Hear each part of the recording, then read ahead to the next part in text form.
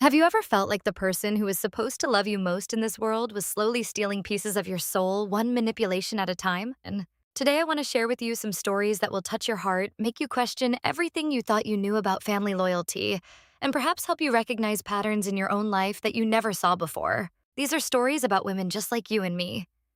Women who discovered that sometimes the people we trust most are the ones who hurt us deepest. Let me tell you about Sarah, a 31-year-old woman from Portland, Oregon, whose world came crashing down not because of strangers, but because of the family she had spent her entire life trying to please. For years, Sarah had been the reliable one, the responsible daughter who never asked for much but always gave everything she had. She had a good job as a technical writer, lived modestly, and had always believed that family came first, no matter what the cost to herself. Sarah's story begins in a way that might feel familiar to many of you. She had an older brother named Marcus, 35, who had always been treated differently by their parents. While Sarah worked hard through college, graduated with honors, and built a stable career, Marcus seemed to float through life making one poor decision after another. He dropped out of college 3 times, lost jobs regularly, and yet somehow their parents, Linda and Robert, always found excuses for his failures and ways to support him financially. When Marcus lost his job at a small retail chain that was closing locations across the country, Sarah felt genuinely sorry for him. She knew how devastating unemployment could be, and she understood that her brother had his wife Rebecca and their 2 young children, 8-year-old Tyler and 6-year-old Emma, to worry about. What she didn't understand was how quickly her own life would be turned upside down by her family's response to Marcus's latest crisis. It happened on a Sunday evening when Sarah returned home from a business trip, exhausted and looking forward to a quiet night in her comfortable basement apartment at her parents' house. She had been living there for the past year and a half, paying $1,500 in rent each month after moving back home to save money following a difficult period of unemployment. The arrangement had worked well for everyone, or so she thought. She had her independence in the finished basement, complete with a small kitchen, living area, and bedroom that she had lovingly decorated with books, plants, and the kind of cozy touches that made a space feel like home. But when she walked through the front door that evening, something felt different. Her parents were sitting at the kitchen table with expressions that she had seen before, usually right before they asked her to do something that would benefit Marcus at her own expense. Her mother, Linda, spoke first, her voice carrying that particular tone of forced cheerfulness that always preceded bad news. She explained that Marcus and his family needed a place to stay, that they were going through such a difficult time, and that the basement apartment would be perfect for them because it was separate from the main house and would give them privacy. As the words sank in, Sarah felt that familiar hollowness in her stomach that came whenever she realized her needs were about to be sacrificed for Marcus's benefit. When she asked where she was supposed to live, her father Robert finally spoke up. His voice quiet but firm. They had set up the hobby room for her, he said, and it would be cozy and comfortable. Sarah stared at them in disbelief, knowing that the hobby room was barely larger than a walk-in closet, filled with her mother's sewing machine, boxes of seasonal decorations, and half-finished craft projects.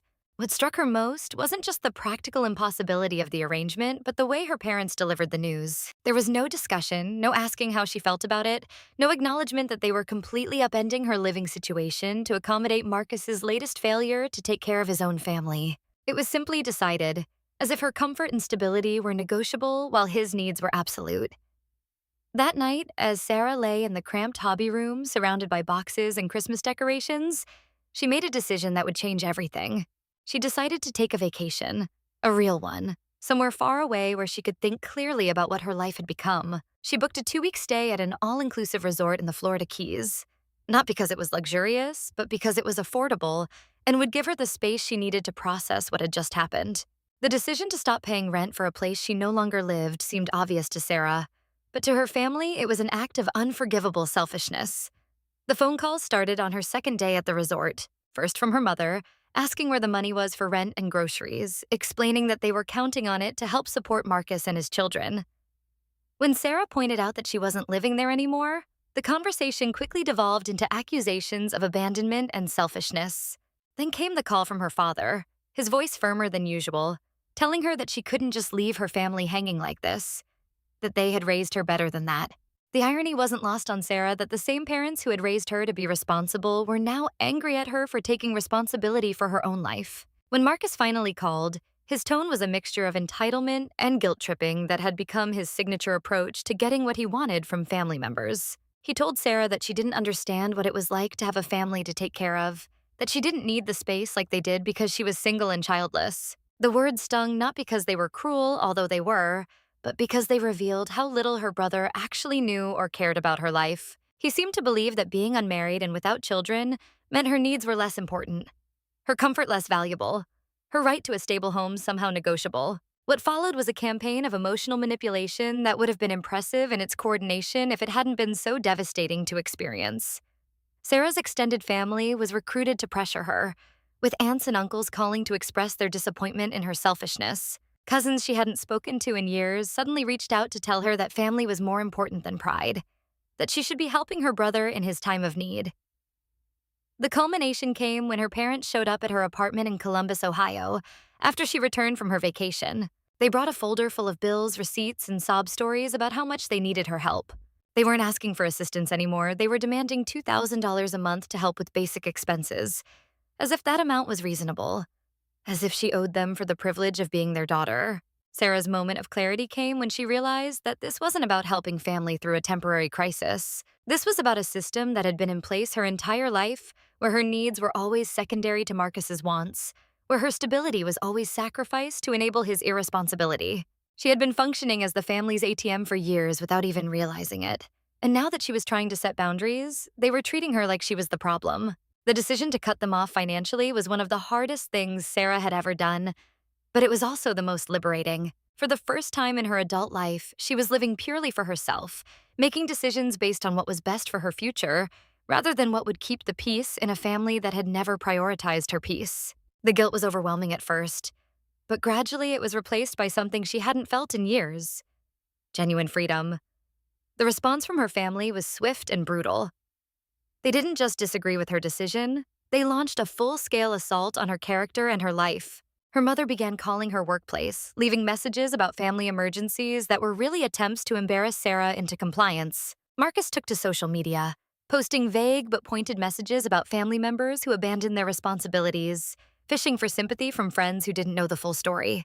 The extended family pressure intensified, with relatives calling to lecture Sarah about family loyalty, about the importance of helping those in need, about how disappointed her grandparents would be if they knew what was happening. What none of them seemed to understand, or perhaps they understood perfectly and just didn't care, was that Sarah had been helping all along. She had been subsidizing her parents' lifestyle for years, enabling Marcus's poor decisions by providing a financial safety net that he knew would always be there. The breaking point came when her parents attempted to organize a family intervention disguised as a reunion, inviting dozens of relatives and planning to ambush Sarah with a coordinated guilt trip designed to force her back into compliance. The manipulation was so blatant, so calculated, that it finally opened Sarah's eyes to the true nature of her family's love. It wasn't love at all. It was control. And when she refused to be controlled, their true feelings about her became crystal clear. But Sarah's story is just one thread in a tapestry of family manipulation that affects millions of women across America. Let me tell you about another woman whose story might resonate with those of you who have ever questioned your own reality because someone you trusted was slowly rewriting it for their own benefit. Jennifer was 29 and living in Charlotte, North Carolina, when she discovered that the man she had loved and trusted for 6 years, the man she had planned to build a family with, had been systematically destroying her relationship with her best friend while pretending to care about both of them. Jennifer's story is about the particular kind of betrayal that happens when someone uses love as a weapon, when they exploit your trust to isolate you from the people who might see through their manipulation. Jennifer had been best friends with Amanda since they were 12 years old. The kind of friendship that survives middle school drama, high school relationships, and the transition to adulthood that breaks apart so many childhood bonds. They had been there for each other through everything, from teenage heartbreaks to career changes to family tragedies. When Jennifer started dating Michael at 23, Amanda was the first person she called to share the news. And when Michael and Jennifer got engaged 3 years later, Amanda was the first person Jennifer asked to be her maid of honor. What Jennifer didn't know was that Michael had been carefully poisoning the relationship between her and Amanda almost from the beginning of their courtship. It started subtly, as these things always do, with small comments that seemed caring but were actually designed to create doubt and distance. Michael would mention that Amanda seemed jealous of their relationship, that she was probably feeling left out now that Jennifer was spending so much time with him. He would point out times when Amanda's advice seemed questionable, suggesting that maybe she wasn't as good a friend as Jennifer thought she was. The manipulation was so gradual and so skillfully executed that Jennifer didn't notice it happening. For the course of several years, she found herself pulling away from Amanda without really understanding why. When Amanda tried to express concerns about Michael's behavior, Jennifer interpreted it as jealousy rather than genuine worry. When Amanda pointed out that Michael seemed controlling, Jennifer saw it as an attack on her relationship rather than a warning from someone who loved her. Michael's masterstroke came when he convinced Jennifer that Amanda was actively trying to sabotage their relationship because she couldn't stand to see Jennifer happy. He shared carefully edited conversations and selectively quoted text messages to support his narrative, creating a version of reality where Amanda was the villain and he was the concerned boyfriend trying to protect Jennifer from a toxic friend. The worst part was that Jennifer believed him, trusted him, chose him over a friendship that had been one of the most important relationships in her life. The truth came out 3 years after Jennifer and Michael's wedding, when Jennifer accidentally found text messages on Michael's phone that revealed he had been having an affair for over a year with a coworker named Lisa. But even more devastating than the affair were the messages between Michael and his friends, where he bragged about how easily he had manipulated Jennifer into cutting off her support system, how he had isolated her from Amanda and other friends who might have seen through his facade and warned her about his true character. As Jennifer read through years of messages, she began to understand the scope of Michael's deception. He had systematically undermined every close relationship in her life, not because those people were bad for her, but because they were good for her in ways that threatened his control. Amanda hadn't been jealous or toxic. She had been trying to protect Jennifer from a man who saw her not as a partner to love, but as a possession to control. The discovery launched Jennifer into a devastating period of self-reflection where she had to confront not just her husband's betrayal, but her own complicity in destroying relationships that had mattered to her. She realized that she had become someone she didn't recognize, someone who pushed away the people who genuinely cared about her in favor of someone who was using her emotions against her. The guilt was almost unbearable, but it was also the beginning of her journey back to herself. Jennifer's story connects to Sarah's in ways that might not be immediately obvious, but are profoundly important for all of us to understand. Both women were dealing with people who claimed to love them, but were actually using their love as a tool of manipulation. Both were made to feel guilty for setting boundaries, selfish for protecting their own well-being, wrong for trusting their own instincts about what was happening to them. What makes these stories particularly heartbreaking is how they reveal the way manipulation works from the inside. When you're experiencing it, it doesn't feel like abuse because it comes wrapped in language of love and concern. The family who demands your financial sacrifice frames it as helping in a time of need. The partner who isolates you from friends presents it as protecting your relationship from outside interference. The manipulation is invisible until you step outside of it and can see the pattern for what it really was. This brings us to another story that illustrates just how far some people will go to maintain control over the people in their lives. Lisa was 34, living in Denver, Colorado, when she made the difficult decision to go no contact with her parents after years of emotional manipulation that escalated into something that still gives her nightmares when she thinks about it. Lisa's parents, David and Carol, had always been controlling, but their behavior became increasingly erratic after Lisa graduated from college and began building an independent life. When she moved to Denver for a job opportunity, they expressed their disapproval through passive-aggressive comments and guilt trips about leaving family behind. When she started dating someone they hadn't personally approved, they launched a campaign of criticism and manipulation designed to undermine the relationship. But the final straw came when Lisa decided to pursue graduate school against her parents' wishes. They believed she should be focusing on marriage and children rather than career advancement.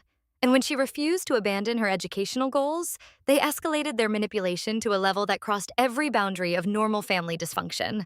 They began calling her workplace to express concern about her mental health, contacting her professors to share their worries about her decision-making, and even showing up at her apartment unannounced to stage interventions that were really attempts to break down her resolve. When Lisa finally decided to cut off contact for her own mental health, David and Carol responded by doing something so beyond the pale that it defies belief. They hired a private investigator to gather information about Lisa's life, then used that information to contact everyone in her social and professional circles with stories about her supposed mental instability and drug use, none of which was true. They weren't just trying to control her anymore, they were actively trying to destroy her life because she had dared to live it on her own terms. The most chilling part of Lisa's story was when she discovered that her parents had been planning their campaign for months before she cut off contact.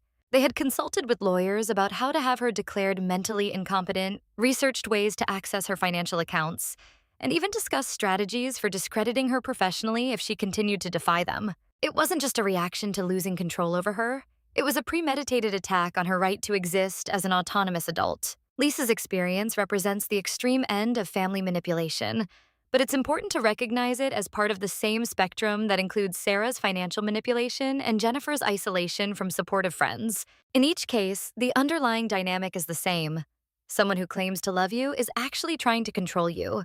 And when that control is threatened, they will escalate their tactics rather than respect your autonomy. These stories matter not just because they're dramatic and emotionally compelling, but because they illuminate patterns that exist in subtler forms throughout our society. How many of us have felt guilty for setting boundaries with family members who drain our energy and resources? How many of us have stayed in relationships that felt wrong because we had been convinced that our instincts couldn't be trusted? How many of us have sacrificed our own goals and dreams to keep peace with people who never intended to give us that same consideration? The answer is far too many, and that's why these stories are so important to share and discuss. When we hear about other women who have faced similar challenges, it becomes easier to recognize the patterns in our own lives, to trust our instincts when something feels wrong, and to understand that choosing ourselves over people who want to control us isn't selfish. It's necessary for our survival and growth. But these stories aren't just about recognizing manipulation, they're also about the incredible strength it takes to break free from it and rebuild your life on your own terms. Sarah had to learn to live without the family approval she had spent 31 years trying to earn. Jennifer had to confront the reality that she had lost friendships that mattered to her because she trusted someone who was using her love against her. Lisa had to build an entirely new life while dealing with people who were actively trying to sabotage her efforts to move forward. Yet all three women found ways not just to survive, but to thrive after breaking free from the manipulation that had defined their lives for so long. Jennifer went through the painful process of rebuilding her relationship with Amanda and other friends she had pushed away, taking full responsibility for her role in damaging those relationships while also learning to forgive herself for being manipulated by someone she had trusted completely. The process of rebuilding those connections taught her to recognize healthy love, the kind that supports and encourages rather than isolates and controls. Lisa channeled her experience into advocacy work, helping other adults who were dealing with abusive family systems learn to protect themselves legally and emotionally from relatives who refused to respect their autonomy. She found purpose in her pain by using her story to help others recognize that they weren't alone and that there were resources available to help them break free from family abuse. What these women learned, and what their stories can teach all of us, is that breaking free from manipulation is not a single moment of decision, but an ongoing process of learning to trust yourself, set boundaries, and build relationships with people who respect your autonomy. It requires developing what psychologists call a healthy selfishness, the ability to prioritize your own well-being without feeling guilty about disappointing people who have been taking advantage of your generosity and loyalty. This process often involves grieving the relationships you thought you had while accepting the reality of what they actually were. Sarah had to mourn the fantasy of having parents who genuinely cared about her happiness, rather than just her usefulness to them. Jennifer had to grieve the loss of what she thought was a loving marriage while coming to terms with the fact that Michael had never really seen her as an equal partner. Lisa had to accept that her parents' love had always been conditional on her compliance with their wishes rather than based on acceptance of who she actually was as a person. But this grieving process, as painful as it is, also opens up space for healthier relationships to develop. When you stop trying to earn love from people who are incapable of giving it freely, you become available to receive genuine love from people who appreciate you for who you are, rather than what you can do for them. When you stop trying to manage other people's emotions and reactions, you free up energy to pursue your own goals and dreams. The transformation that comes from breaking free from manipulation is profound and lasting. It changes not just how you relate to the people who are manipulating you, but how you show up in all your relationships. You become better at recognizing red flags early, more confident in trusting your own instincts, and more skilled at setting and maintaining healthy boundaries. Perhaps most importantly, you learn that protecting yourself from manipulation isn't cruel or selfish. It's an act of self-respect that models healthy behavior for everyone around you. When you refuse to be manipulated, you give permission to others to do the same. When you prioritize your own well-being, you show other people that their well-being matters too, and that love should never require anyone to sacrifice their fundamental needs and goals. These lessons are particularly important for women, who are often socialized to prioritize other people's comfort over their own well-being, to smooth over conflicts even when they're not responsible for creating them, and to feel guilty about taking up space or asking for what they need. The stories of Sarah, Jennifer, and Lisa remind us that these social expectations are often used against us by people who have no intention of reciprocating our care and consideration. The journey from manipulation to freedom is never easy, and it's rarely straightforward. There are setbacks and moments of doubt, times when the old patterns feel easier than the new boundaries you're right, trying to maintain. There are people who will try to guilt you back into compliance, who will tell you that you've changed, that you're being too sensitive, that you should be grateful for the crumbs of affection they're willing to offer in exchange for your complete compliance with their wishes. But the women whose stories we've shared today prove that it is possible to break free, to build a life based on mutual respect rather than manipulation, to find people who will love you for who you are rather than what you can do for them. Their journeys remind us that we all deserve relationships that support our growth rather than require our diminishment, that genuine love encourages independence rather than demanding dependence. As we conclude these stories, I want you to take a moment to think about your own life and relationships. Are there people who make you feel guilty for setting boundaries? Are there relationships where you feel like you're always giving but rarely receiving? Are there family members or partners who claim to love you, but consistently act in ways that undermine your confidence, isolate you from support systems, or drain your resources without offering anything meaningful in return? If any of these situations feel familiar, please know that you're not alone and you're not wrong to feel uncomfortable with these dynamics. Trust your instincts when something feels off in a relationship. You don't need to have proof that someone is manipulating you to distance yourself from interactions that consistently leave you feeling drained, confused, or devalued. Remember that healthy relationships are characterized by mutual respect, honest communication, and support for each other's growth and autonomy. They don't require you to sacrifice your fundamental needs or compromise your core values to maintain peace. They don't leave you feeling like you're walking on eggshells or constantly questioning your own perceptions of reality. The women in today's stories found the strength to choose themselves over people who were using their love against them. They learned that setting boundaries isn't mean, that protecting your own well-being isn't selfish, and that you can't love someone into treating you with respect if they're determined not to do so. Their courage to break free from manipulation has allowed them to build lives filled with genuine connection, personal growth, and the kind of peace that comes from living authentically, rather than trying to manage other people's emotions and reactions. If you're currently dealing with manipulation in your own life, please remember that you have more power than you might realize. You have the right to set boundaries, to say no without justifying your reasons, and to prioritize relationships that support your well-being over those that consistently undermine it. You deserve to be loved for who you are, not controlled for what you can provide. The path forward isn't always clear, and it's rarely easy, but the stories we've shared today prove that it's possible to break free from manipulation and build a life that reflects your true values and priorities. You don't have to accept crumbs of affection from people who should be offering you full meals of love and support. You don't have to manage other people's emotions at the expense of your own mental health.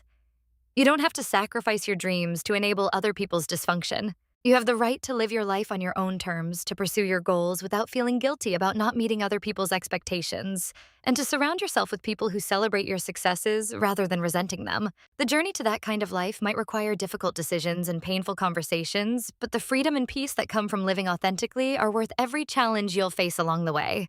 Thank you for listening to these stories of strength, survival, and ultimately transformation.